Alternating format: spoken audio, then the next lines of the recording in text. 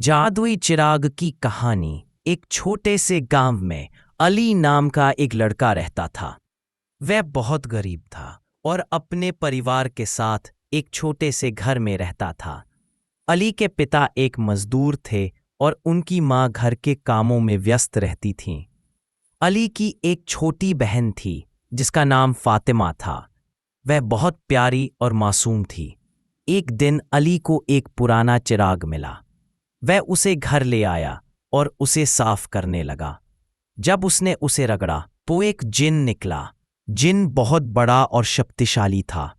जिन ने कहा, तुम्हारी क्या इच्छा है अली?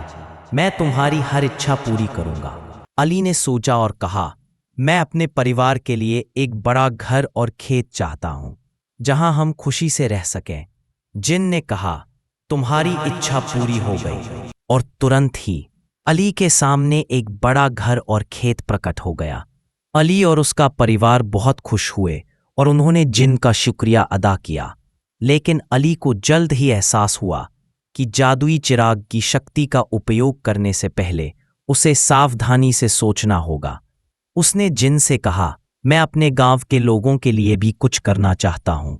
वे बहुत गरीब हैं और उन्हें मदद की जरूरत है।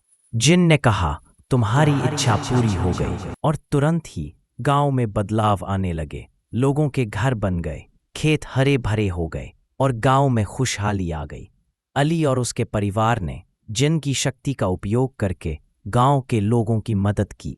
लेकिन अली ने जल्द ही सीखा कि सच्ची खुशी पैसे और संपत्ति में नहीं है, बल्कि दूसरों की मदद करने और उनके चेहरे पर मुस्कान लाने में है।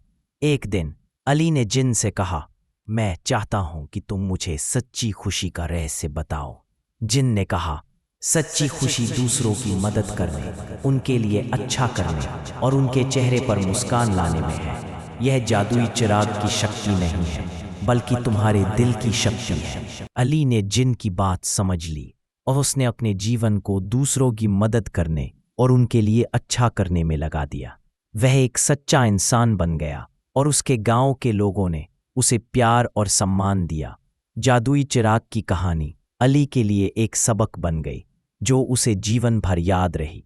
उसने सीखा कि सच्ची खुशी और सफलता दूसरों की मदद करने और उनके लिए अच्छा करने में है, न कि जादुई शक्तियों में। ऐसी और भी कहानी देखने के लिए चैनल को सब्सक्राइब करें और लाइक करें।